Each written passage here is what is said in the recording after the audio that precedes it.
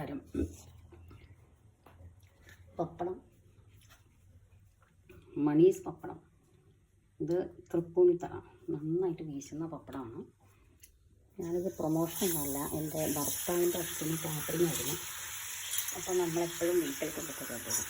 അപ്പം നന്നായിട്ട് വെന്ത് വരും, നല്ല ടേസ്റ്റ് വേണം. ഇങ്ങനെ വീശി വരണം. അപ്പം അങ്ങനത്തെ പപ്പടമാണ്. ഇപ്പം ഞാൻ പോയപ്പോൾ മേടിച്ചുകൊണ്ട് വന്നതാണ് തൃപ്പൂണിത്തറയിൽ. ഇതിപ്പോൾ കുറച്ച് എണ്ണ വെച്ചിട്ടുള്ളൂ. അധികം എണ്ണ വെച്ചാൽ നമ്മളത് വീണ്ടും ഉപയോഗിച്ചു. അപ്പോൾ കുറച്ച് എണ്ണയിൽ ഇങ്ങനെ പപ്പടം കാച്ചാം. അതുകൊണ്ട് ഞങ്ങൾ 2 പേരേ ഉള്ളൂ. നമുക്ക് 3 പപ്പടമാണ് കാച്ചത്. ഞങ്ങൾ ഓരോന്നേ കഴിക്കുള്ളൂ. ഒരെണ്ണം കൂടി വേണം തോന്നിയാൽ അപ്പം കാച്ചും.